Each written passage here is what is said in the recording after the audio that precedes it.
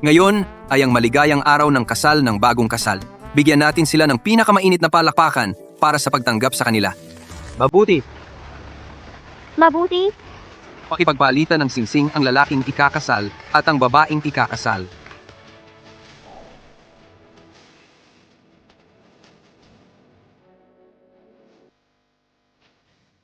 Sandali. Sa totoo lang, ang tunay kong minamahal ay si Sunyan. Anong nangyayari? May chismis na! Hoy, tingnan mo! Jiang Yi, anong ginagawa mo? Pasensya na, Wenran.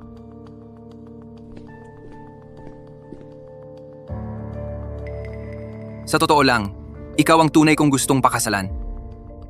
Jiang Yi! Si Sun Yan ang pinakamatalik kong kaibigan. Paano mo kami ginaganito?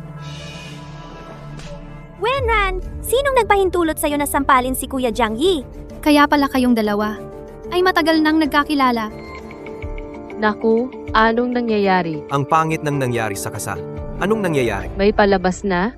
Niyan, ikaw ang babaeng pinakamamahal ko sa buhay ko. Kuya Jiang Yi, mahal din kita. Lu Jingchen, ikaw na dukha. Huwag mo na akong sundan. Sunyan, ikakansela mo ang kasal? Tama. Ang katulad lang ni Kuya Jiang Yi na anak mayaman ang karapat-dapat sa pagmamahal ko. Ikaw, hindi karapat-dapat. Siya. Sige, bulag ako noon. Nang magustuhan ko ang babaeng tulad mo. Huwag kang magalit, Tol. Magkasama na ang dalawang hayop na yan. Parang pagsugpo sa peste. Inaanyayahan ko kayong lahat na sumaksi sa pagmamahalan namin ni Kuya Jiang Yi na dakila. Wenran, ikaw na mukhang laon. Umalis ka na.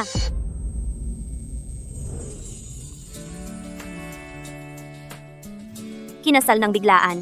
Si Binibining Wen sa hinaharap, paano pa siya makakataas ng ulo? Sino pa ang magkakagusto sa kanya? Nakakakahiya talaga. Kahihiyan. Hindi ko tatanggapin ang pang-aaping ito. Walang yang lalaki. Jiang Yi, akala mo ba ako lang si Wenran ang pwedeng magkagusto sa'yo? Kuya Jiang Yi! Maraming lalaki sa mundo. Mas mabuti ang susunod. Mga panauhin, sana'y sumaksi kayo sa tunay kong pag-ibig.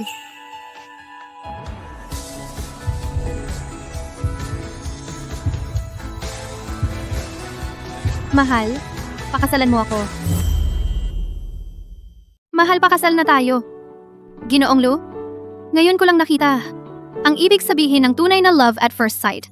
Kung papayag ka lang, pwedeng-pwede na tayong magpakasal ngayon. Huwag mo nang gustuhin ang malas kong best friend.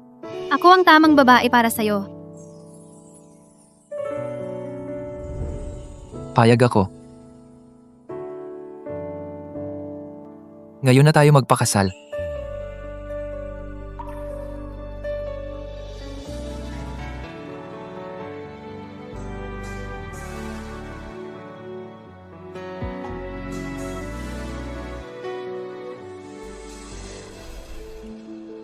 Ay, parang mas bagay pa yung dalawang to, di ba?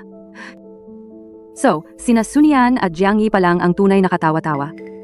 Wenran! Lu Yingqian! Maghintay kayo!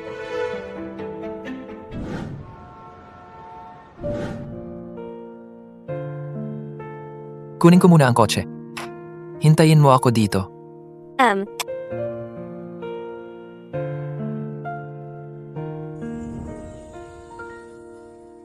Kakakilala ko lang sa kanya nang hindi pa umaabot ng 1 oras. Mas bata pa sa akin ng 6 na taong lalaki. Tapos, ikinasal na kami?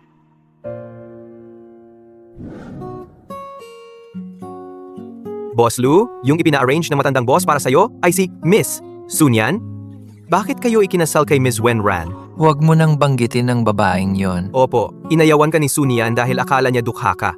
Hindi niya alam na ikaw ang tunay na may-ari ng bilyon-bilyong Lu Group. Wow. Kotsumoto? Oh,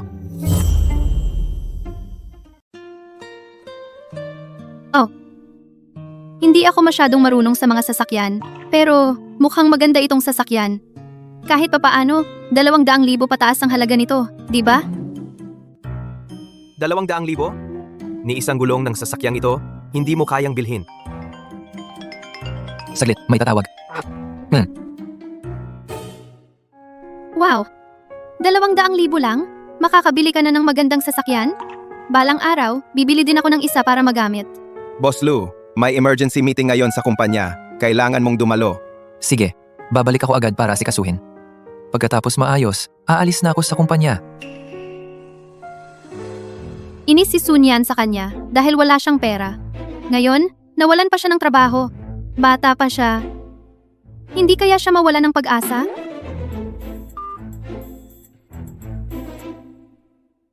Pasensya na. Tawag tungkol sa trabaho. Anong ekspresyon ng mukha mo yan? Ngayon, ang mga estudyante, mahihirapan talagang maghanap ng trabaho. Kahit na nawalan ka ng trabaho, huwag kang mag-isip ng masama. Bata ka pa. At nandito naman ako. Huwag kang mag-alala sa hinaharap. Anong dapat ikabahala? Password, 6 na 8. Ito ang naipon ko noong nagtatrabaho pa ako. Kahit hindi kalakihan, sapat na to para sa ngayon. Ang mga gastusin sa bahay. Gamitin muna ang pera ko. Vainran. Ano ibig mong sabihin? Panggastos mo. Mula ngayon, ako ang magtatrabaho para tustusan ng pamilya. Ikaw naman, magpaganda ka lang sa bahay. Pati na rin ang 3 kain ko sa isang araw. Ano sa tingin mo? Kaya, ang ibig sabihin ni Ate Wen ay dapat daw ako magpakasarap na lang sa bahay at umasa sa babae? Mula ngayon, sa bahay na lang ako. Magpapakain sa asawa ko. Anong problema? Ayaw mo? Huwag kang mag-alala. Aalagaan kita ng mabuti. Siya. Kung ganon, ikaw na ang bahala sa akin, Ate Wen. Ang bilis mo namang magbago ng pananalita. Ang dali-dali mo namang tawaging, ate. Ngayong kasal na tayo, kailangan nang ayusin ang ilang bagay. Dapat magsama tayo sa iisang bahay. At sa hinaharap, kailangan mong samahan ako para bumisita sa mga magulang ko. Ito ang susi ng villa sa Yunjing. Teka muna. Hindi ka ba nakahanap ng matitirhan? Huwag kang mag-alala. May inuupahan akong apartment. Hindi man kalakihan, pero para sa ating dalawa. Sapat na yan. Mag-add muna tayo sa WeChat. Isesend ko sa'yo ang address ng bahay at ang password ng pinto.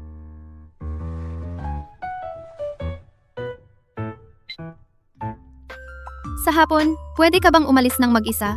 Kukuha lang ako ng gamit sa bahay ng mga magulang ko. Si, alis na muna ako. Magkita na lang tayo mamaya sa apartment.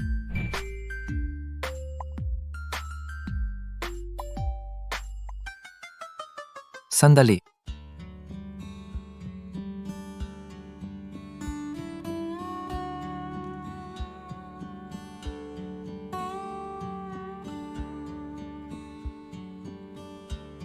Mag-ingat ka sa daan.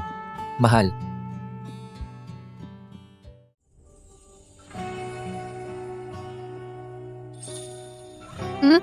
Sige, nakuha ko na.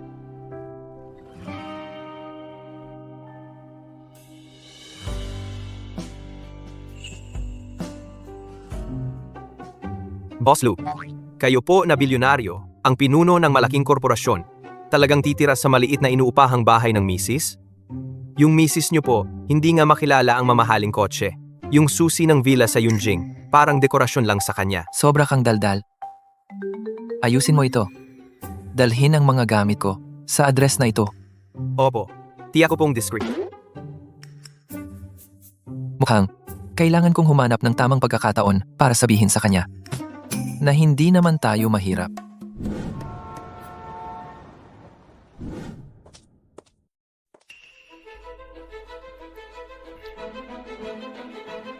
Anong ginagawa niyo rito? Nandito ka pa pala!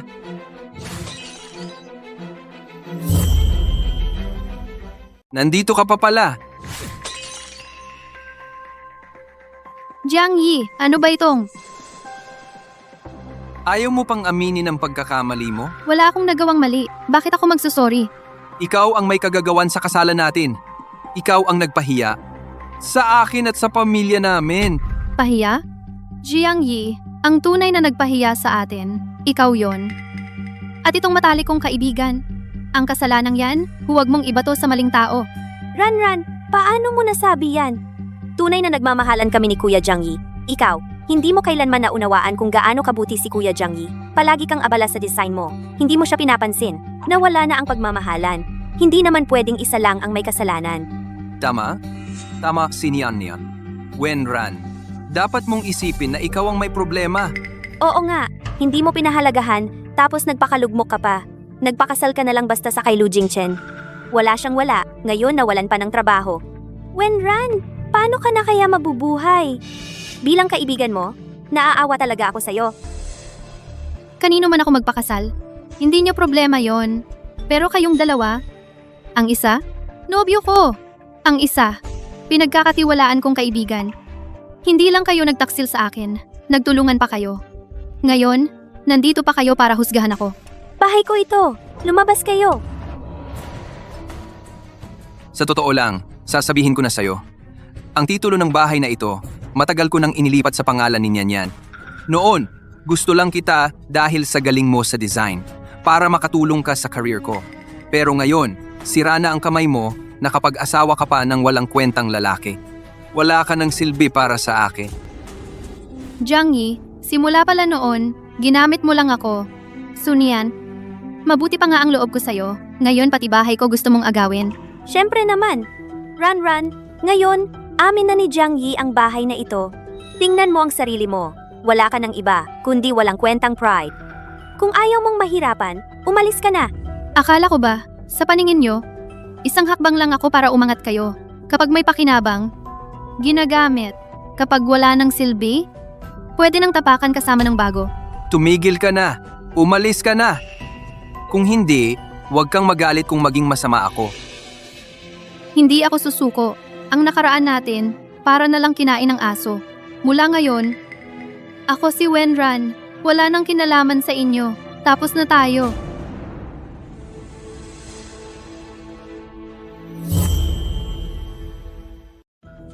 Ang lakas ng loob niyang sabihing, tapos na ang lahat. Sayang lang ang mga taon ng pagmamahal na ibinigay ko sa kanya. Kuya Jiang Yi, kung aalis siya, hayaan mo na siya. Kung iiwan niya ang lugar na ito, sino pa ang aasahan niya? Si Lu Jingchen ba yon? Katawa-tawa. Pero umalis na siya. Sa kanyang kwarto, naiwan ang mga sketch ng disenyo at mga sample. Tama ka, Kuya Jiang Yi. Yung mga jewelry box at design draft niya, napakamahal. At saka, yung mga ideya niya, magagamit ko pa ngayon. Hindi natin pwedeng payagang dalhin niya. May punto ka. Yung mga bagay na yon, baka pwedeng pagkakitaan. O kaya, pwedeng maging daan para maging designer ka. Kailangan nating pigilan siya agad. Hindi natin pwedeng hayaan na kunin niya ang mga bagay na atin. Tumigil ka! Wenran, ikaw ba ang kumuha ng mga alahas at blueprint ng disenyo? Kuya Jiang Yi, hindi natin pwedeng hayaan siyang dalhin yon. Sunian, Jiang Yi, lahat ng alahas dito, mga sketch ng disenyo, ako mismo ang nagdisenyo. Pawis at dugo ko ang inilaan ko dito. Wala itong kinalaman. Kay Jiang Yi o sa'yo. Ang disenyo mo? Tigilan mo yan. Alam ng lahat na 2 taon na ang nakalipas. Na aksidente ka, nasugatan ng kamay mo. Ni hindi mo na mahawakan ng lapis. Wala nang silbi ang kamay mo. Anong silbi ng pagkuha mo sa mga yon ngayon? Walang kwenta, bagay sa mga basurang disenyo. Tama si Nian. Ang mga bagay na ito, hindi mo madadala. Ang mga bagay sa bahay na ito ay akin. Buksan mo ang maleta mo. Ang mga bagay na pag-aari ng bahay na ito, wala kang karapatang kunin. Bitawan mo ako. Akin ang mga bagay na ito. Wala kang pakialam. Kung gagalaw ka pa, tatawag ako ng pulis. Kuya Jiang Yi, ang lakas ng loob niyang manapak. Putang ina ka! Hinampas mo si Nian? Papatayin kita. Tumigil ka.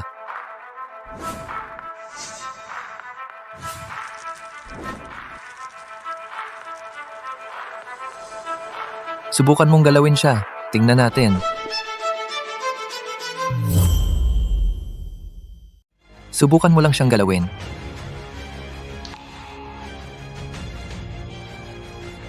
Pasensya na. Huli na ako. Wala ka bang nasaktan? Wala, okay lang. Buti na lang dumating ka. Ang lakas ng loob ninyo. Gawin ito sa asawa ko. Lu Jingchen, ikaw pala. Ano ba? Nagrenta lang ng mamahaling suit at sira-sirang kotse? Nagpapanggap ka ng mayaman dito? Hindi ka welcome sa lugar namin, dukha? Kung may oras ka pang mag-alala tungkol sa kotse ko, kung renta o bili man yan, bakit hindi mo muna ayusin ang sarili mo? Ang pakikialam sa relasyon ng iba, inagaw mo ang pwesto ng iba, at ang kakayahan mong baligtarin ang katotohanan. Kung ikaw ang pangalawa, walang maglalakas loob na maging una. Jiang Yi, totoong mabait sa'yo si Wenran noon. Nagtiwala nga siya ng husto para ipaubaya sa'yo ang bahay, pero nagtulungan ka pa sa kaibigan niya para pagtaksilan siya. At ngayon, gusto mo pang angkinin ang ari-arian ng iba?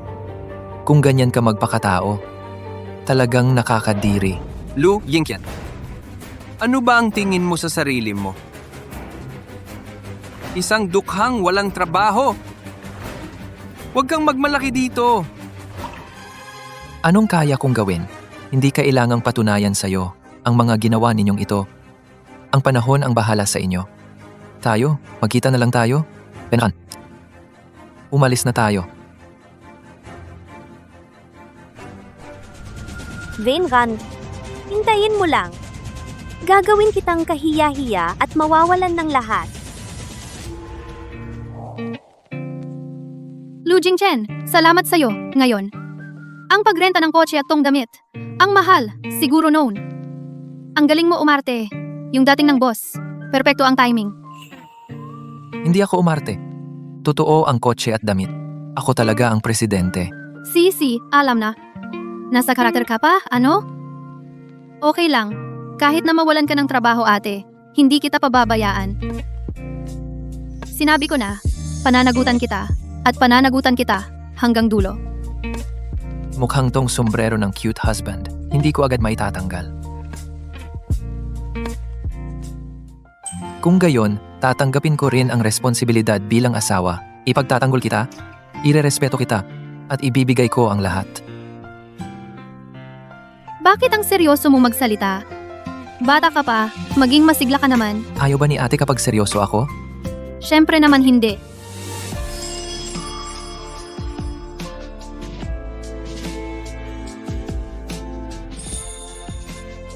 Gusto ko.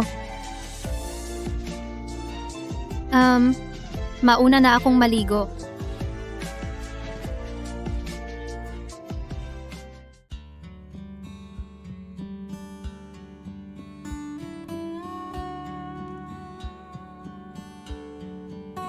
Anong nangyari?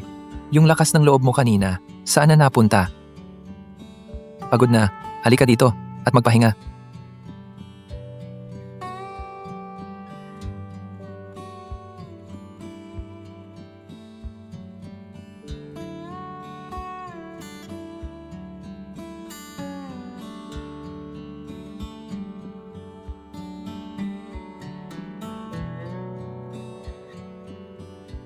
Ate, unang gabi natin ngayon bilang mag-asawa.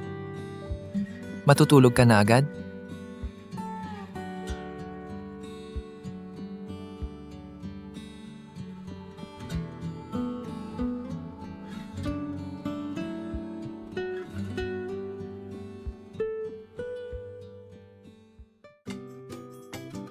Huwag kang tatawa.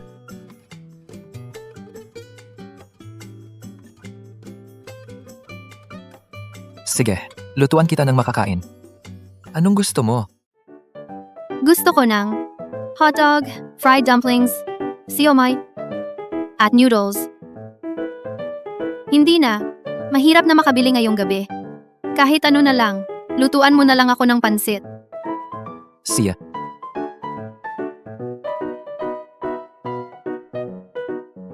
Wenran, tiyan mo talaga ha. Biglang sumasakit.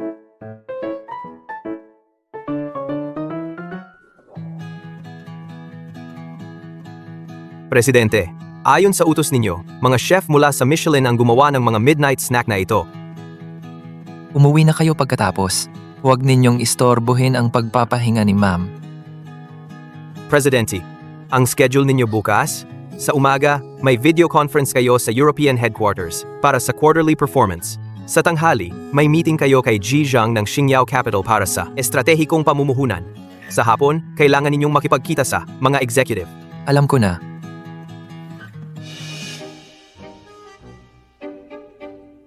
Anong tinitignan mo? Tinitignan ko si Presidente Lu, masaya, bilang asawang lalaking minamahal. Maaga ka na ring umuwi at magpahinga.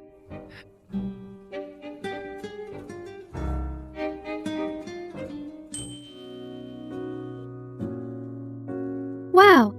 Ikaw ang gumawa ng lahat ng ito? Oh. Talagang hindi ako nagkamali sa'yo.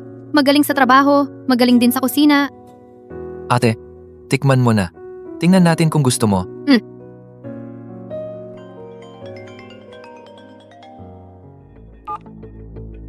Wenran, may problema sa paligsahan doon. Pumunta ka agad. Ano? Paano nangyari yon? Anong nangyari? Yung paligsahang sinalihan ko dati, may naging problema. Kailangan kong ayusin agad. Hoy, hindi ka pa nagpapalit ng damit. Ay oo. Maghintay ka lang dito sa bahay. Makinig ka.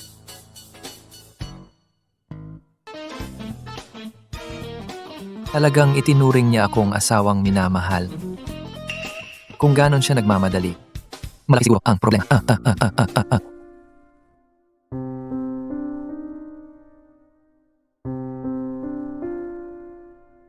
Wenran, may nag-anonymous report sa'yo. Yung entry mo dati, plagiarized o. Ano? Ano? Pangongopya. Anong partikular na gawa ang sinasabi nila? Luha ng mga bituin. May kalakip pa ang sinasabi nilang original na draft. Mas maaga ang timestamp kaysa sa iyo. Imposible. Ang gawang ito ay ang huling kompleto kong gawa bago ako maaksidente. Bawat stroke, ako mismo ang nagdisenyo. Pansamantalang inalis na ng committee ang iyong karapatang sumali. Kailangan mong magbigay ng paliwanag ngayon. Sa tagal ko sa industriyang ito, alam mo ang integridad ko. Gaano kabigat ang kapalit ng pangongopya, mas alam ko. Sa talento at pagmamalaki ko, hindi ko kayang magnakaw ng gawa ng iba. Oy, Wenran, hindi kita tinatarget sa industriya ng disenyo, lalo na sa alahas. Pinakaayaw, ang usapin ng pangongopya. Sa nangyaring ito, hindi lang ikaw, pati ang exhibit ko ay maaapektuhan ng malaki. Pero, basta may ebidensya ka na magpapatunay, Lahat ng draft sa bawat yugto, mga electronic record, pati ang mga tala sa pagpili ng alahas, naipon ko lahat. Hindi ako madudumhan. Nang putik na ito, mabuti naman. Humanap ka agad ng ebidensya at mga dokumento. si.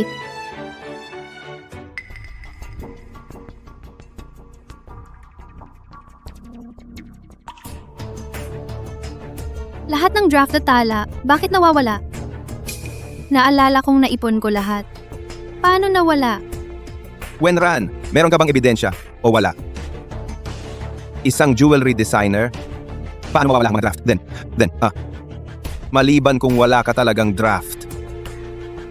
Sa bagay na ito, kailangan mong magpaliwanag sa akin. Lahat ng draft na ipon ko. Pero ngayon, wala na. Hinala ko, may nagplano nito. Pero sa ngayon, wala ka talagang ebidensya. Para mabawasan ang epekto sa exhibit, maglabas ka agad ng pahayag na magsasabing titigil ka na sa pagiging jewelry designer. Hinding-hindi ka na muling magdidisenyo. Hindi ako nangopya. Hindi ko isusuko ang karera ko. Bukod sa akin, si Sunian lang ang nakakaalam kung nasaan ang mga draft. Siya kaya... Ang bagong acquisition deal ay dapat. Boss May, nangyari po kay Mrs. Anong nangyari? Inutusan ninyo po akong magpadala ng tao para bantayan si Mrs. Kakadating lang ng balita na naakusahan si Mrs. ng pangongopya. Pangongopya? Sinasabi nilang si Mrs. ay kumopya ng gawa ng iba. Ang entry ni Mrs. sa kompetisyon ay na-expose, nagawa pala niya noon pa. At saka, ang mga sketch ng disenyo ni Mrs. ay ninakaw din. Ngayon, maraming reporter mula sa industriya ang handang salubungin si Mrs. I-pause muna ang meeting. Ihanda ang sasakyan. Opo. Mahal, salamat sa pagsama mo sa akin dito sa exhibit. Siyempre, sasamahan ko ang mahal ko.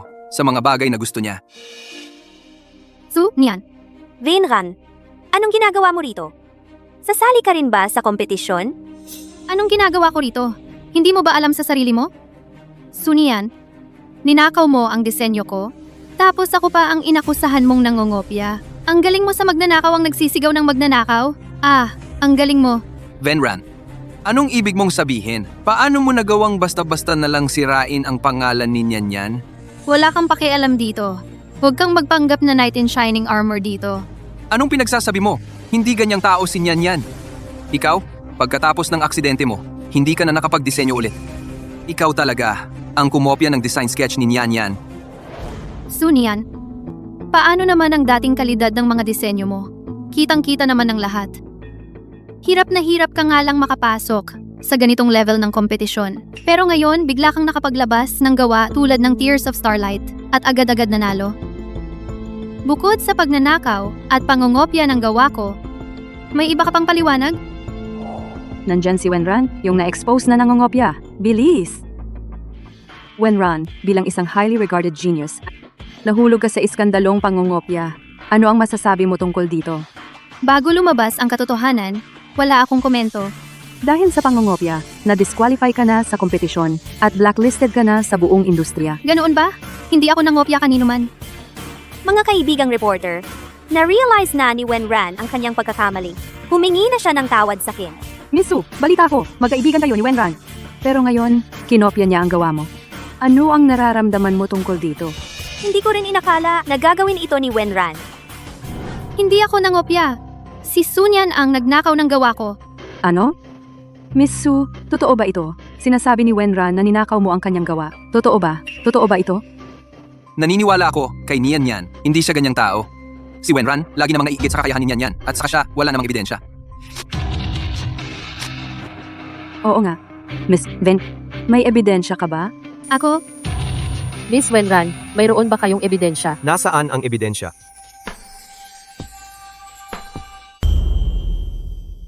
Lu Yingqian. Ate, ayos ka lang ba?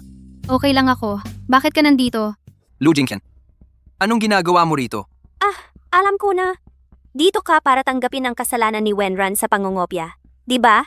Nakakakahiya talaga. Hemp, isang taong wala namang matinong trabaho. Ano ang silbi ng paghingi mo ng tawad dito? Naniniwala ka ba sa akin? Naniniwala ako sa'yo. Huwag kang mag-alala. Ako na ang bahala. Ang ebidensyang hinihingi ninyo, nandito. Ang sinumiteng orihinal na draft ni Sunian sa committee, dito, ang pinakaunang digital draft, ang may akda ng source file, ay nakapangalan kay Wenran. At sa computer ni Miss Su, walang mahanap na kahit anong draft o proseso ng paglikha sa disenyong ito. Miss Su, ano ang paliwanag mo? Ang timestamp ng orihinal na file na ito ay mas nauna pa sa pagsusumite ni Sunian. Nakapangalan talaga kay Wenran. Baka naman talagang ninakaw ni Sunian ang disenyo ni Wenran tapos siya pa ang nagsinungaling? Talaga bang si Sunian ang nagnakaw ng disenyo ni Wenran? Tapos siya pa ang pinagbintangan? Imposible. Ang pangalan sa original na file, pinalitan ko na. Nagpanik ka na agad.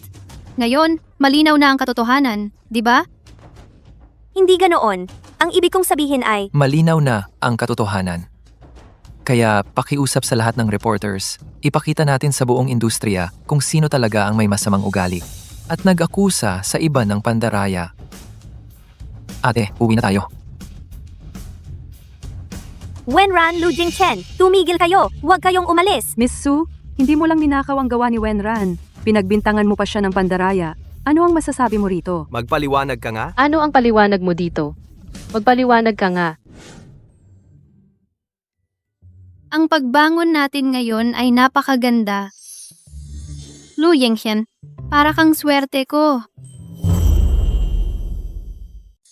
Lu Jingqian, talagang swerte kitang nakatagpo. Ganun kasaya? Siyempre naman. Kung hindi dahil sa'yo ngayon, na ipakita ang mahalagang ebidensya, baka ako ay naaksyuhan talaga ng pandaraya. Pagkatapos, mapapaalis ako sa industriya at tayo'y talagang maghihirap. Huwag kang mag-alala. Nandito ako. Hindi ko hahayaang mangyari yan. Babawi ako. Talagang hindi kita pababayaan na mapariwara. Oh.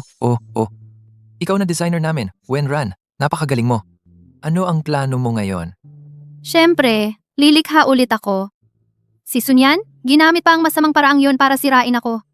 Kaya lalo akong gaganahan para umangat. Gusto kong malaman ng lahat ang kakayahan ni Wenran. Gusto kong malaman ng lahat ang kakayahan ko. Si Wenran. Pero, bakit parang nakikita kong mag-isa kang sasabak sa laban? Siyempre naman, huwag mong kalimutan, ako ang magiging sandaligan ng pamilya. Pero, pwede kang maging number 1 fan ko.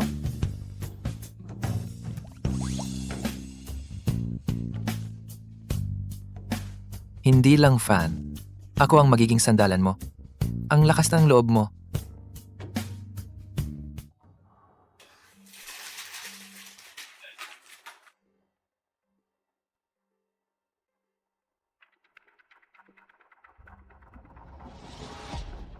Huwag mo nang pag-isipan ng matagal, lalo ka lang mahihirapan. Ang tagal ko nang hindi humawak ng lapis. Nawala na yung pakiramdam. Wenran. Tingnan mo ako. Nasaan na yung Wenran na gustong-gustong patunayan ang sarili sa pamamagitan ng gawa? Bakit konting problema lang, nagdududa ka na sa sarili mo? Tandaan mo, hindi mapapalitan ang talino mo. Tama ka. Hindi ako dapat maapektuhan ng mga yon. Ang gawa ko ang pinakamalakas kong sagot. Yan ang tamang mindset. Pero ngayon, kailangan mong magpahinga. Bukas, sasamahan kita, maghanap ng inspirasyon.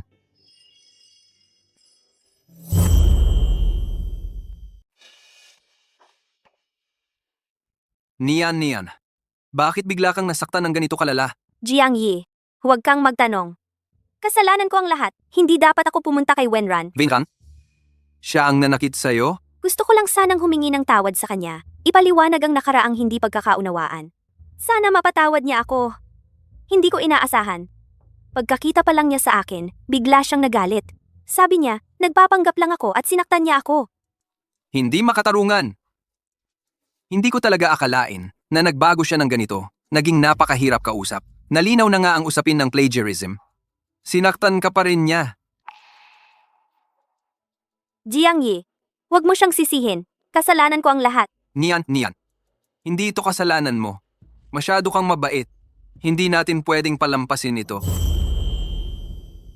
Masyado kang mabait. Hindi pwedeng hayaan na lang ito. Hahanapin ko siya para pag-usapan ito.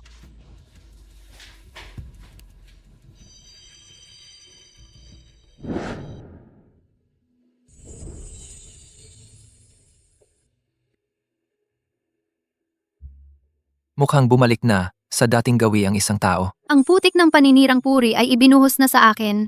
Kaya naman kailangan kong gumawa ng mas kahangahangang gawa para tumapos.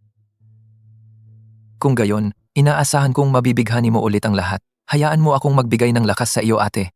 Ano ang gusto mong kainin? Ako na ang bibili. Ang asawa kong mahalang magluluto? Sige, mag-order na ako ng pagkain. Stewed prawns, spicy boiled pork slices. Hintayin mo ako dito sa bahay. Ako na ang bibili ng pagkain.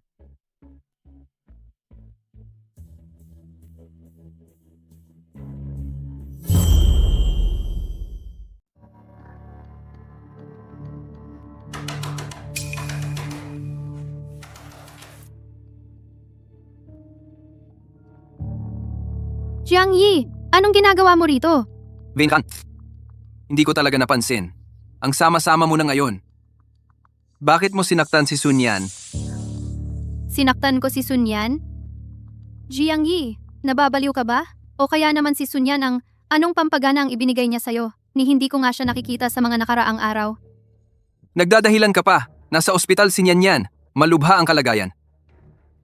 Gusto lang niyang humingi ng tawad sa'yo. Bakit mo siya sinaktan? Humingi ng tawad? Sa tingin ko, nag-aarte lang siya. Adik na yata siya sa pag-arte. Noong nakaraan, nagpeke siya ng ebidensya. Ngayon naman, nagpanggap na biktima siya. Jiang Yi, dala-dala mo ang iyong haka-haka at ang iyong green tea na kasintahan. Umalis ka sa bahay ko. Wenran, wala kang katuturan. Halika, sumama ka sa akin sa ospital.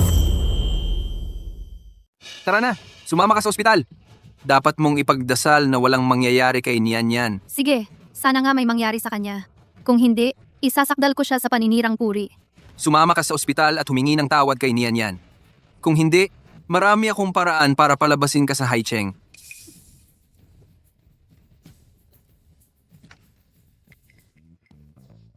Alisin mo ang maruming kamay mo.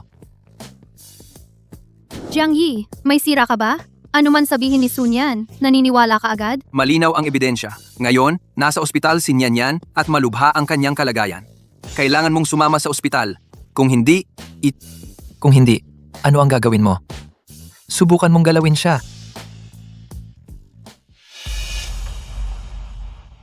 Sige, sasama ako sa iyo sa ospital.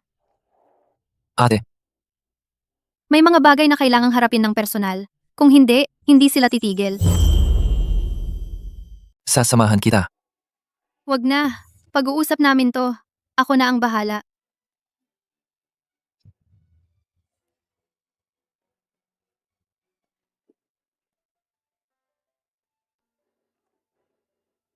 Alamin mo kung saang ospital si Sunyan. Anong kwarto? Sa loob ng 10 minuto, gusto ko ang lahat ng medical records at treatment history niya.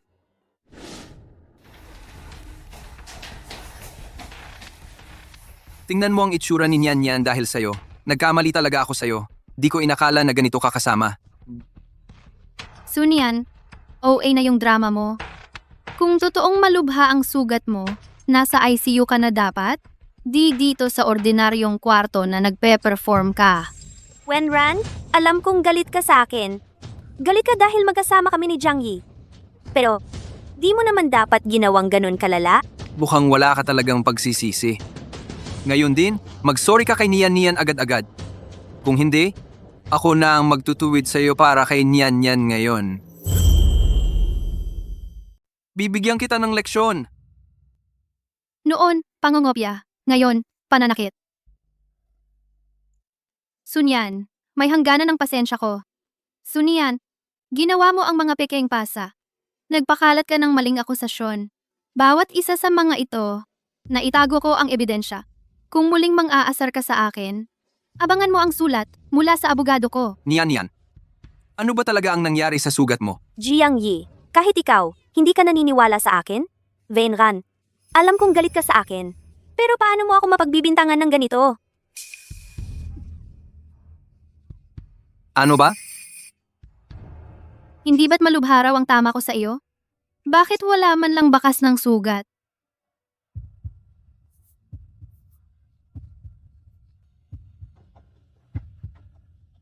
Nian Nian, ano ba talaga ang nangyari? Ako ay, natakot ako sa kanya hanggang sa nagkaroon ako ng problema sa pag-iisip. Ako nakaranas ako ng sakit sa pag-iisip dahil sa takot sa kanya. Ayon sa doktor, nasiraan ako ng bait dahil sa matinding stress. Hindi na ako malinaw mag-isip. Wenran, kailangan bang patayin mo ako bago ka masiyahan? Sakit sa pag-iisip? Stress? Sunian, ang galing-galing mong umarte. Wenran, tama na yan. Kahit na hindi mo siya sinaktan, tingnan mo kung ano ang ginawa mo sa kanya. Ano pa ba ang gusto mong gawin? Kasalanan ko ang lahat. Ginawa-gawa ko lang ang lahat. Ngayon, patutunayan ko ang aking kalinisan sa pamamagitan ng kamatayan. Wenran, huwag kang magpakalabis. Tingnan mo kung ano ang ginawa mo sa kanya. Ngayon, ipagtatanggol ko si Nian Nian at papagalitan kita ng husto.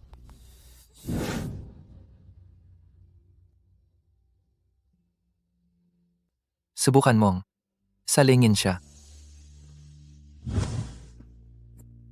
Jing Chan, anong ginagawa mo rito? Hindi ba't sinabi ko na ako ang magiging sandigan mo? Nandito ako para ipagtanggol ka. Yung drama ng pagpapakamatay, napakaluma na. Sunian, kailangan mo pang pagbutihin ang acting mo.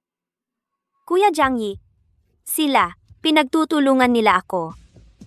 Lu Jingxian, bahay namin ito. Huwag kang makialam. Bahay ninyo? Tignan mo muna ito. Bago ka magdesisyon, kung dapat ka bang makialam sa bahay ninyo. May ebidensya ka pa pala. Hindi naman pwedeng walang daladala kapag pinoprotektahan ng ate.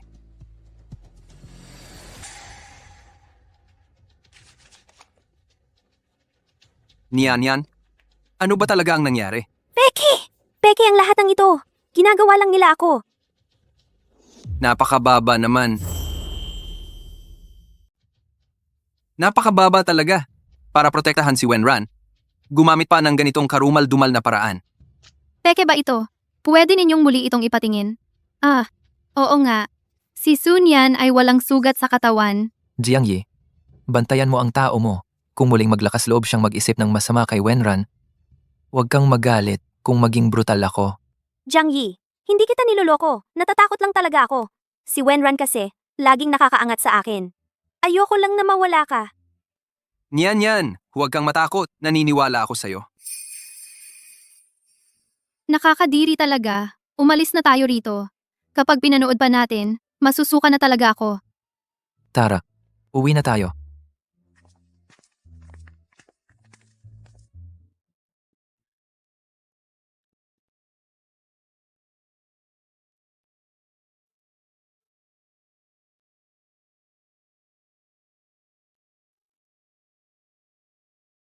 Pag-iisipan ko, nakakainis pa rin.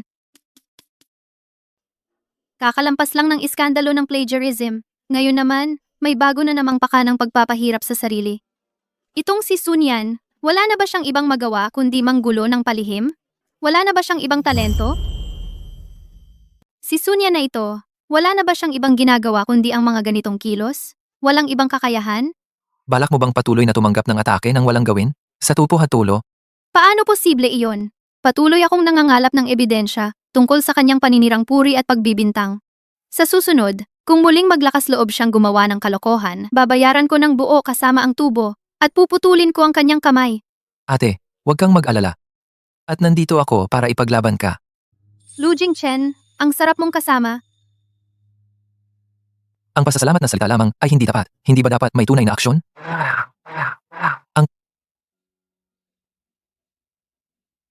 Una, bayaran muna ang interes. Ang principal, pag-usapan natin mamaya.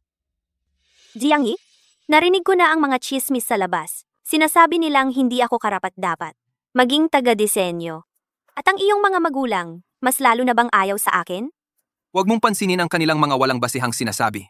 Niyan, sa aking puso, ikaw ay palaging ang pinakadalisay at pinakamaganda. Ikaw pa rin ang pinakadalisay at pinakamaganda. Yung mga magulang ko, baka may konting hindi lang pagkakaintindihan.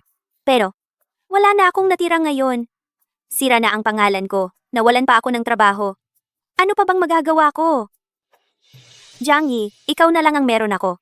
Huwag kang matakot, niyan. Nandito ako, ipapatayo ko para sa'yo.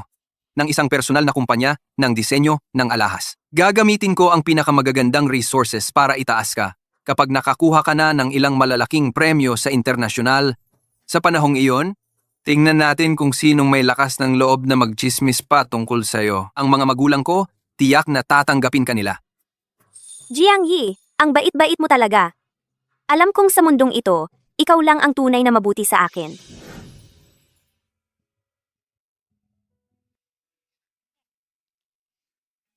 Narinig ko na si Jiang Yi ay maglalaan ng malaking halaga para magtayo ng personal na studio para kay Sunyan. Isang palaboy lang yan. Huwag kang mag-alala para sa kanya, ate. Isang hamak na payaso lang yan. Huwag kang mag-alala para sa kanya, ate. Siyempre naman, Sunyan, hindi karapat-dapat na isipin ko pa.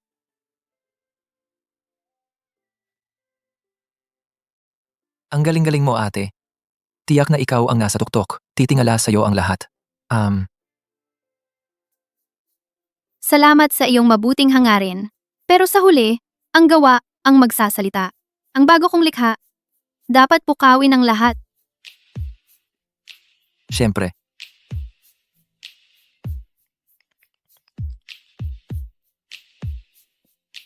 Saglit lang, may tatawagan ako. Sige, aayusin ko muna ang design ko. Hintayin mo ako.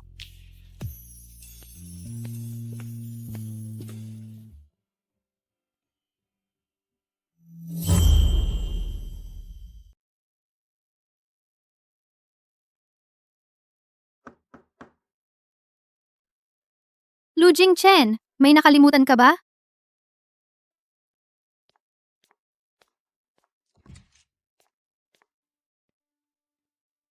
Anong ginagawa mo rito?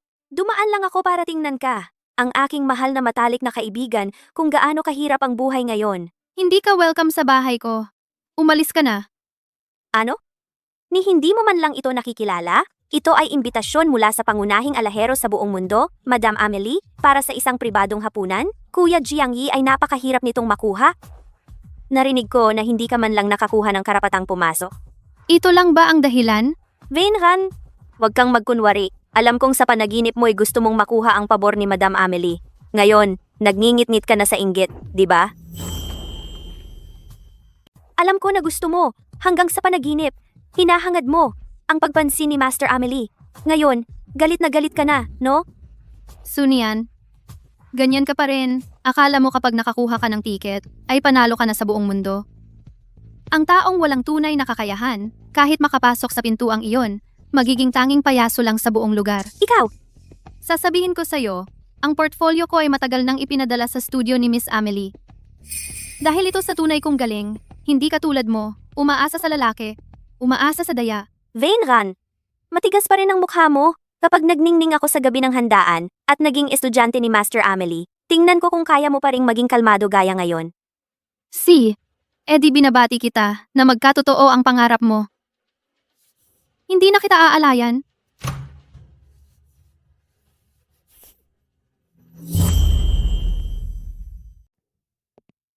President, ayon sa inyong utos, sa ngalan ng grupo, nakipag-ugnayan kami sa staff ni Ginang Amelie. Ipinahayag namin ang aming hangaring makakuha pa ng isa na pwesto sa hapunan. Ito ang tugon ng kanilang studio. Tinanggihan nila ng mahinahon dahil daw kumpirmado na ang listahan ng imbitado. Opo. Ang hapunan ni Ginang Amelie ay laging kilala sa pagiging strikto at pribado. Limitado talaga ang pwesto. At saka, napakahalaga sa kanya ang personal na background at credential ng designer. Personal na background at credential. Kunin mo para sa akin ang personal na numero ni Amelie. President, kayong personal ang makikipag-ugnayan kay Ginang Amelie? Kung hindi uubra ang karaniwang paraan, mag-iiba tayo ng diskarte. Naalala ko na isponsoran ko noon ang kanyang unang solo exhibition. Ate, ang gusto mo? Tiyak na makukuha ko para sa iyo. Gabi na, naglalagay ka pa rin ng kulay? Bigla na lang dumating ang inspirasyon. Hindi ko na mapigilan. Nasa mood ako eh. Kahit na nasa mood ka, kailangan mo pa ring magpahinga. Ngayon na, matulog ka na. Sige. Susundin ko ang lahat ng sinasabi mo. Pero seryoso, sana talaga ang design ko ngayon ay makapagpakita kay Madam Amelie. Ang gawa mo ate? Magiging maayos yan.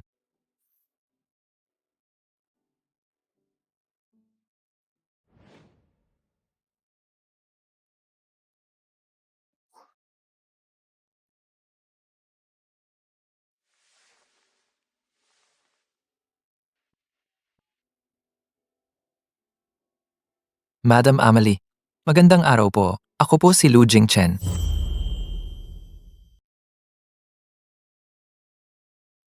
Magandang pakikipagtulungan.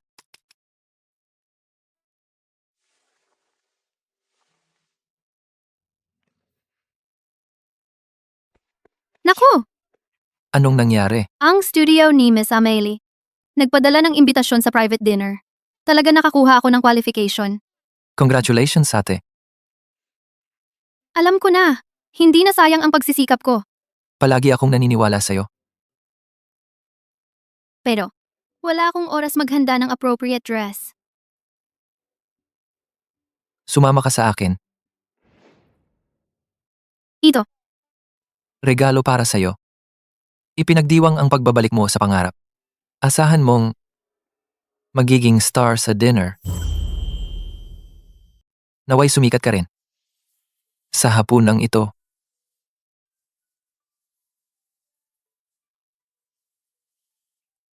Ludzingson. Napakabuti mo. Sinabi ko na, sandigan mo ako.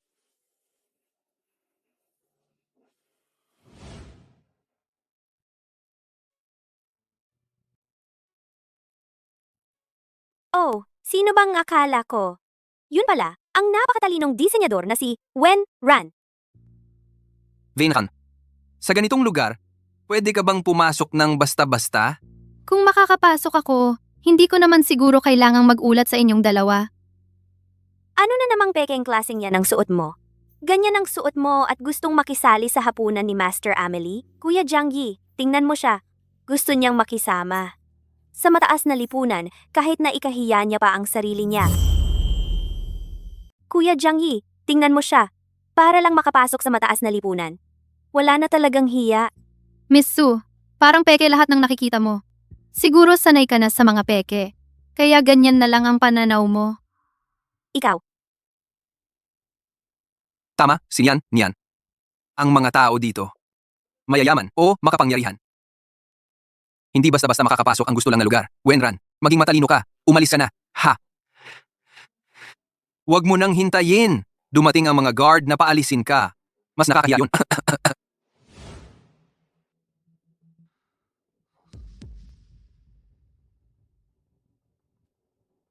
Puntahan mo. Opo. Wenran, wala kang imbitasyon, lumayas ka na. Huwag kang makahadlang sa mga tunay na imbitado, na bisita. Sinong nagsabing wala akong imbitasyon? Sinong nagsabing wala akong imbitasyon? Miss Su, ganoon ka pa rin ang babaw ng tingin mo sa iba. Ikaw. Itong imbitasyon mo, bakit iba sa akin? Baka naman, peke ito? Kapag pinaalis ka mamaya, talagang nakakahiya. Wenran, payo ko sa'yo, bago ka pa mapaalis, umalis ka na lang ng walang ingay. Vinran, huwag kang mangarap. Kahit na tayo ay may konting pinagsamahan, ngayon, nakipagrelasyon ka sa isang hampas lupang. Si Lu Jingxian? At paulit-ulit mo pang inaapisin yan. Gusto mong tulungan kita? Wala kang pag-asa. May sarili akong imbitasyon. Pwedeng-pwede akong pumasok ng diretsyo. Hindi ba siya ang tagapamahala ng gabi? Si Chairman Wang? Mayroon akong imbitasyon. Kaya ko. Pumasok ng buong tapang at walang tinatago. Huli na ako. Sana'y patawarin ako ng mahal na bisita. Tingnan mo, dumating na si Chairman Wang. Tiyak na narinig niya, Jiangyi, narito ka na. Sinadyang personal na lumabas upang salubungin ka. Malugod naming tinatanggap ang pagdating ni Chairman Wang. Tanong ko lang, ikaw si Miss Wenran, hindi ba? Ako si... Ay, paumanhin. Pinaghintay ko kayo. Wang ang apelido ko. Ako ang responsable sa salo-salo ngayong gabi. Narito ako upang anyayahan kang pumasok. Salamat, Chairman Wang, ng responsable ng pagtitipong ito. Personal na inanyayahan upang sumali sa salo-salo. Kaya ba ang aking gawa? Labis na nagustuhan ni Miss Amelie? Halika, dito po tayo dumaan. Ang babaeng ito na si Wenran. Paano niya nakilala ang isang tao tulad ni Chairman Wang? Tiyak na, anong masamang paraan ang ginamit niya? Boss Lu, lahat ay ayon sa iyong utos. Si Boss Wang ay personal na sinundo at ipinasok ang misis.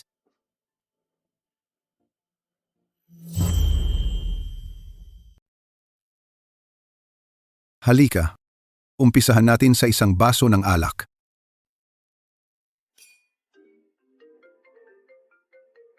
Miss Wen, pasensya na talaga. Sa akin kasi may urgent na tawag. Magpakasaya po kayo. Si Po. Si.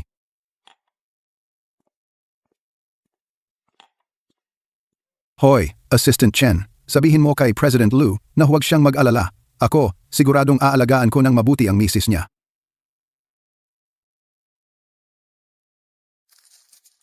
Masarap naman.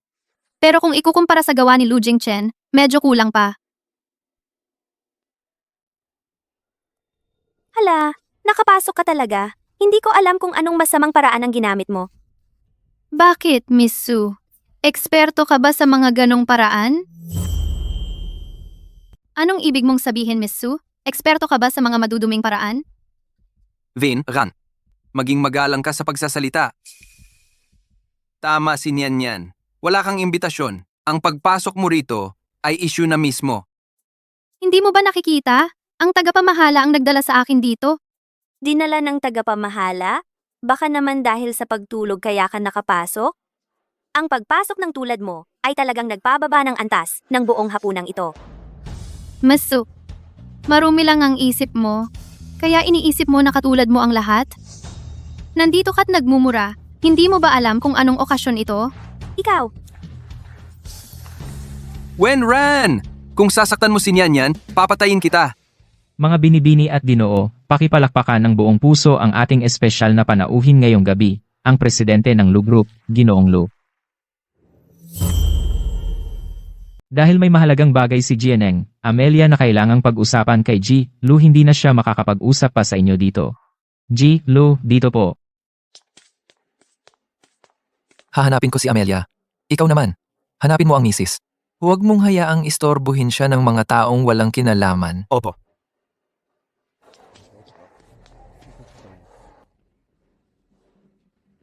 Yingxian, yung si Jilu na iyon, bakit kamukhang kamukha ni Jing Chen ang hubog nito? hala, nakatulala ka na naman. Huwag kang mag-aksaya ng panahon sa pag-iisip ng imposible. Wenran, ang isang tulad ni Ji Lu, na napakataas ang kalagayan, ay hindi para sa iyo. Alam ba ng asawa mong dukha mo na malandi ka pala? Sunyan, akala mo ba lahat ng tao ay katulad mo? Na hindi mabubuhay ng walang lalaki? Kaysa nagsasabi ka ng kung ano-ano dito, mas mabuti pang isipin mo kung paano mo pa mapapaganda ang hindi magandang disenyo mo. Mas mabuti pang isipin mo kung paano mo mapapabuti ang hamak na disenyo mo.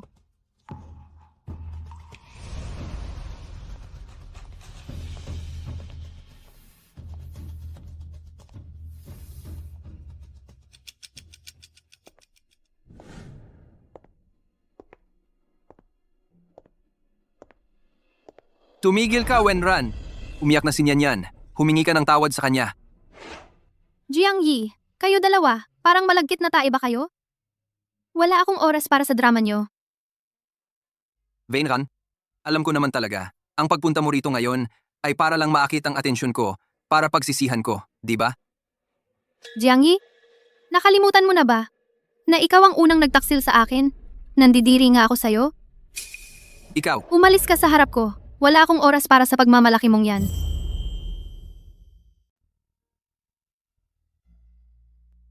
Sir Lu, sigurado po ba kayo na para sa asawa ninyo, makapag-aral siya kay Ginging? Amelie, taon-taon ay ilalaan ninyo ang 10% ng kita ng Lu Group para suportahan si Amelie? Napakagaling ni Ranran. At si Amelie naman ay isa sa mga nangungunang alaherong disenyador sa mundo.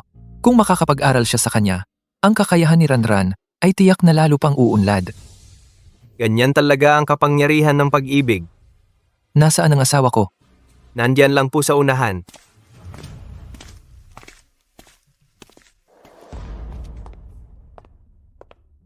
Lu Jingchen, anong ginagawa niya rito? Bakit mukhang disente ang suot niya?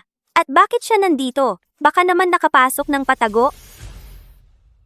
Ayos, dahil kusa siyang pumunta, pagsasamahin ko silang dalawa ni Wenran sa pagkawasak ng pangalan. Ranran, sa totoo lang, nagsisisi na rin ako. Ayaw din kitang mawala, basta't babalik ka lang sa akin. Kapag kinasal na ako kay Sunyan, magiging kabit kita. Gago ka. May lakas ka ng loob na hawakan siya? Lu Jingchen, paano ka? Anong akala mo sa sarili mo? May lakas ka ng loob na mangharot sa asawa ko? Jing Chen, anong ginagawa mo rito? Nandito ako para mag-usap tungkol sa trabaho. Sakto, nakita ko si ate. Ikaw, lalaking umaasa sa babae para mabuhay. Nangangahas ka pang gumawa ng gulo sa ganitong okasyon. Vinran, ito ang walang kwentang taong pinili mo. Jiang Yi, mag-ingat ka sa iyong pananalita. Ang aking asawa, mas responsable siya kaysa sa iyo. Kahit papaano, hindi siya mag-iiwan ng kanyang nobya sa kasal. Mag-iiwan ng nobya. At lalong hindi siya katulad ng isang plaster na dumidikit sa babae at hindi umaayaw. Ate, huwag kang magalit sa ganitong klaseng tao. Siya nga, nakita ko ng sarili kong mata. Ninakaw niya ang alahas na ipinapakita. Tara, isa-isahin natin ang kanyang katawan. Sunian, wala kang ebidensya. Nagsisinungaling ka. Dapat may limitasyon din. Ang aking asawa, hindi siya ganoong klaseng tao. Paulit-ulit mo siyang binabatikos. Ano ba ang iyong intensyon? Wenran, syempre, kakampi mo siya. Sino ang nakakaalam? Kayong mag-asawa ba ay nagtutulungan? Nais nakawin ang mga exhibit. Pagkatapos ng lahat, ikaw ngayon, gusto mong sustentuhan ang binatang ito. Matagal nang naghihirap. Ang aking asawa ay matapat na tao. Hindi niya gagawin ng ganitong bagay. Sa tingin ko, malinaw na ikaw. Sadyang naninira. Mabuti naman, dumating na si Chairman Wang. Ate, huwag kang mag-alala. Hanggang sa huli, matigas pa rin ang iyong mukha. Chairman Wang, ito ang taong nagnakaw ng alahas. Siya nga yun, ninakaw ang alahas. Tingnan nga natin, sino ba tong may ganitong lakas ng loob na magnakaw sa lugar ko? Chairman Wang, hindi po ganoon ang asawa ko. Sino ba talaga ang kumuha ng gamit ninyo? Tingnan mo na lang sa CCTV. Lou? Hindi. Malaking pagkakamali lang ito. Ang ginoong ito, hinding-hindi magnanakaw. Chairman Wang, nakita ko mismo. Ms. Su, huwag ka nang magpanggap. Ang katayuan ng ginoong ito. Chairman Wang, mukhang malaki ang problema sa pamamahala ng exhibit ninyo. Oh. Kami ang may pagkukulang. Ms. Su, pinagbintangan mo ang aming VIP. Sinira mo ang pangalan ng exhibit. Kaya umalis ka na. Bakit? Totoo ang sinasabi ko. Chairman Wang, niloloko ka niya. Tumahimik ka. Kapag pinagbintangan mo pa siya, hindi kita palalampasin. Huwag mong sisihin ang sarili mo. Ginoong Wang, paano mo nagawa na basta na lang manapak? Sa ngalan ng mahabang pagkakaibigan ng tatay mo at sa akin, payo ko sa'yo, tumigil ka na. Para sa isang taong walang kinalaman, makipag-away ka sa isang mahalagang tao, hindi yan sulit. Mahalagang tao? Sino ang mahalagang tao? Si Lu Jingchen, ang dukhang yon. Ate, uwi na tayo. Sige, uuwi na tayo kuya. Tumigil kayo! Lu Jingchen! Laging nagtatago sa likod ng babae. Isang walang kwentang lalaking umaasa sa babae. Jiang Yi, bantayan mo ang salita mo. Kung lalapastanganin mo pa ang asawa ko, hindi ako mag-aatubili na papagbayarin ka ng husto.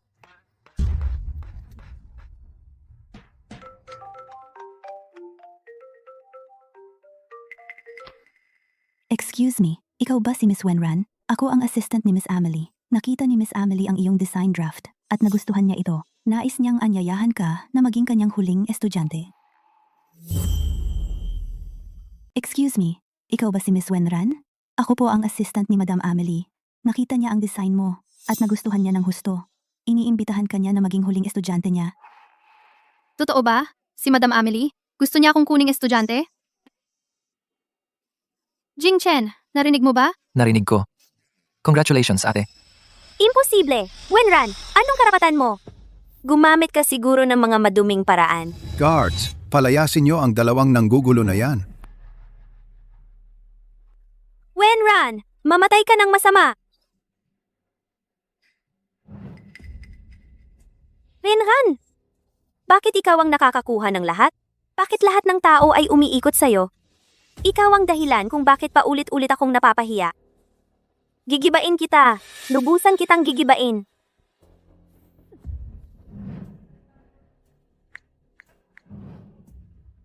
Humanap ka ng ilang tao. Tulungan mo akong mag-kidnap ng isang tao.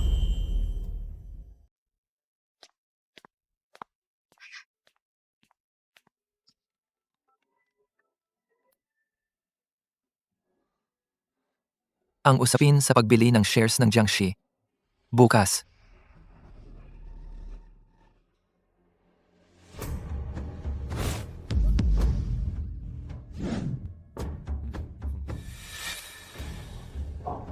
Vin Ran.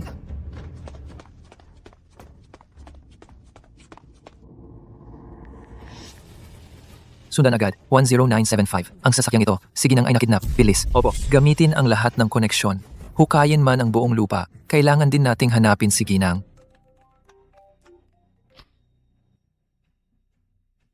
Ano? Gusto bilhin ng Su Group ang kumpanya natin. Ano? Bibilhin ng Lu Group ang kumpanya natin. Ano pa ba?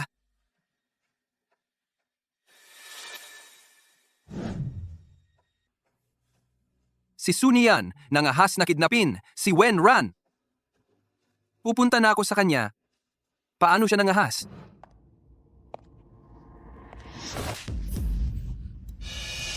Gising ka na. Matalik kong kaibigan. Sunyan, alam mo ba kung ano ang ginagawa mo? Siyempre alam ko, gusto kitang sirain. Bakit madali mong nakukuha ang lahat ng gusto ko?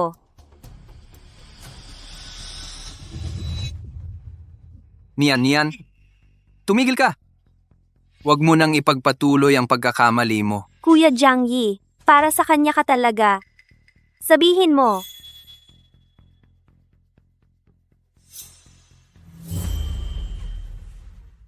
Kung gasgasin ko ang mukha niya, o kaya naman sirain ko ang kamay niya, magugustuhan mo pa rin ba siya? Tigil na, Sunyan. Pakawalan mo ako ngayon? May pag-asa ka pang bumalik? Pumalik? Matagal nang hindi na ako makakabalik pa. Ikaw ang nagtulak sa akin.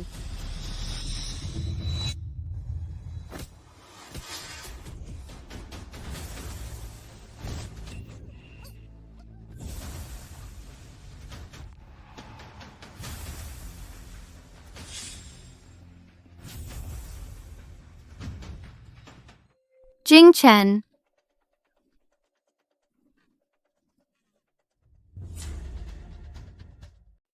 Jing Chen.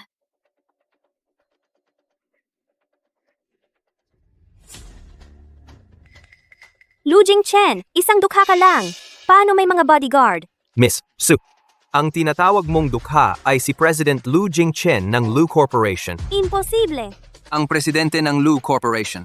Paano nangyari yon? Jing Chen. Totoo ba ang sinasabi nila? Ate, ako. Kaya, niloloko mo lang pala ako.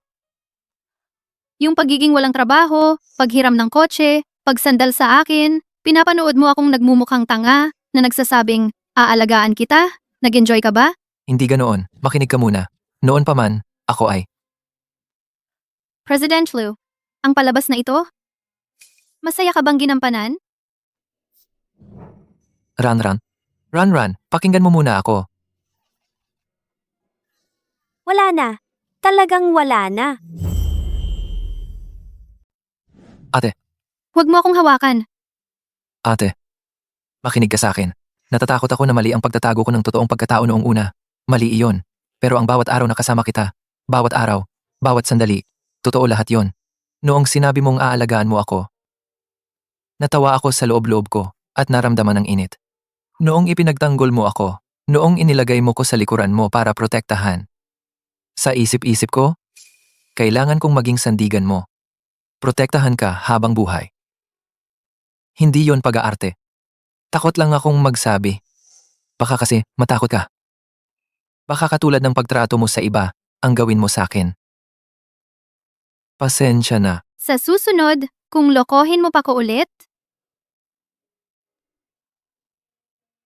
Wala nang susunod. Sinisiguro ko.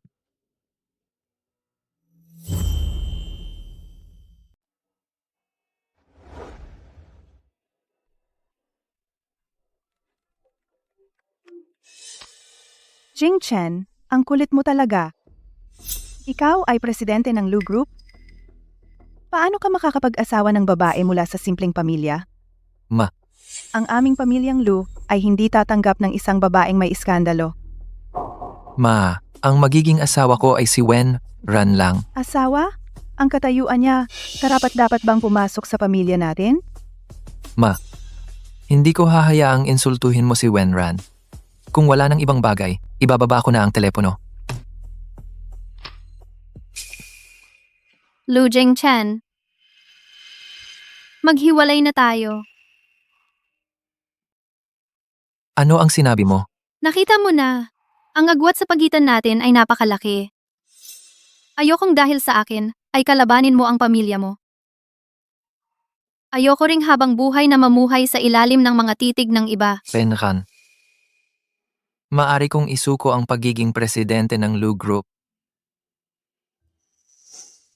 Ngunit hindi ko hahayaang iwan mo ako.